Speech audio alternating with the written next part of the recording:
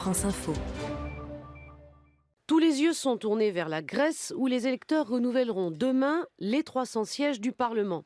Ces élections anticipées devraient changer la carte politique puisque le parti de gauche Syriza, qui veut rompre avec l'austérité, est donné gagnant dans les sondages. Désormais, la question de la dette est posée. Alors, l'avenir politique de la Grèce, nous en parlons avec vous, Thomaïs Papaioannou. Vous êtes correspondante de la télévision grecque publique. Et Juan José Dorado, vous travaillez pour le groupe de presse espagnol L'Arerion. Alors, les jeux sont-ils faits selon vous? Est-ce qu'il y a encore des inconnus? Thomaïs Papaioannou. L'inconnu, c'est la majorité ou pas. Est-ce que Syriza va atteindre le pourcentage qui lui permettra de gouverner seul ou pas?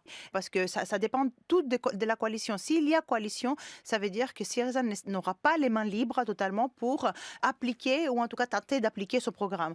Et s'il est seul, là, il va falloir appliquer le programme promis. Alors, les résultats sont très attendus, particulièrement en Espagne, par le parti Podemos. Est-ce qu'une victoire de Syriza en Grèce aurait des conséquences en Espagne, selon vous, Juan José Dorado? Il aura des conséquences, c'est sûr. Déjà parce que ça va renforcer le sentiment de beaucoup d'Espagnols qui doutent aujourd'hui sur le fait de voter ou pas pour Podemos lors des élections législatives espagnoles en fin d'année. Une victoire de Syriza va leur dire: les Grecs l'ont fait, donc nous pouvons aussi gagner ici. Et donc, ça va conforter le vote d'un certain nombre, des dizaines de milliers de votants qui doutent encore sur le programme de Podemos. Et en même temps, il ne faut pas oublier qu'une victoire de Syriza et une victoire de Podemos après en Espagne change complètement la donne en Europe. C'est-à-dire, on va discuter et maintenant, c'est nous qui allons proposer d'autres possibilités. On ne va pas se les faire imposer. Donc, sur ce socle-là, ils ont tous les deux, grosso modo, le même programme. Pourtant, il y a une différence de taille, c'est que la Grèce a bénéficié d'un plan d'aide financière, ce qui n'est pas le cas de l'Espagne. C'est vrai que l'Espagne a bénéficié d'une aide pour restructurer son secteur bancaire. Mais c'est vrai aussi que l'économie espagnole est beaucoup plus saine, entre guillemets, et on voit les efforts qui ont été faits ces dernières années. Il faut juste rappeler qu'entre fin 2013 et fin 2014, l'Espagne a créé pratiquement un demi-million d'emplois. Mais n'oublions pas, l'Espagne a un chômage endémique, pratiquement 25% de la population, 52% des jeunes de moins de 25 ans. Et quand vous avez des difficultés pour aller acheter le pain, quand vous êtes obligé de vivre avec vos grands-parents ou vos parents parce que vous avez été expulsé de votre appartement, ce n'est pas les chiffres macroéconomiques qui vous guident quand vous allez déposer votre bulletin de vote.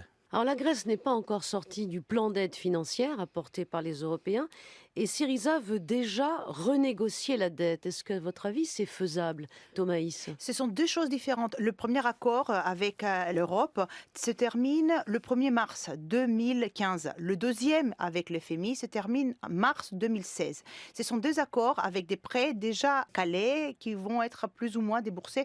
C'est ça l'inconnu. Est-ce que finalement ils vont débourser la dernière tranche, par exemple? La tranche d'1,8 milliard. D'1,8 milliard. Et ça, c'est une chose. Mais la dette est autre chose. La dette est cumulée depuis 5 ans et disons 320 milliards d'euros. C'est une somme colossale. Évidemment, les Grecs ne peuvent pas débourser autant d'argent. Ce n'est pas possible.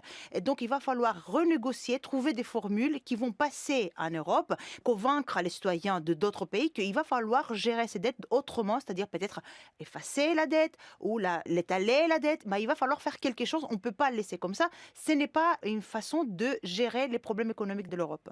Renégocier ou restructurer la dette, c'est comme ça? On voit la même chose aussi côté espagnol, Juan José Dorado? Côté de Podemos, certainement. Et d'ailleurs, l'avantage des Podemos par rapport à Syriza, c'est que l'accord qui puisse être trouvé avec l'Union européenne, le FMI et le BCE dans les mois à venir, ça sera un accord qui sera aussi applicable pour l'Espagne si Podemos arrive. C'est vrai que nous n'avons pas une dette aussi importante. On est autour de 100% aujourd'hui. C'est vrai que l'Espagne, le gouvernement actuel, essaye de rassurer les investisseurs et n'aime pas parler de renégocier la dette. Mais Syriza, par rapport à Podemos, a cet avantage-là, c'est qu'elle va négocier, et tout ce qu'on négocie pour la Grèce sera forcément applicable en Espagne. Thomaïs? Il y a une proposition très intéressante de Syriza. Et Syriza propose à l'Europe qu'il va falloir faire une conférence sur les dettes de tous les pays endettés. Et tout le monde l'a accepté. L'Irlande l'a accepté. L'Espagne l'a accepté. Tout le monde l'a accepté. C'est une idée très simple. À un moment donné, on fait des conférences pour tout.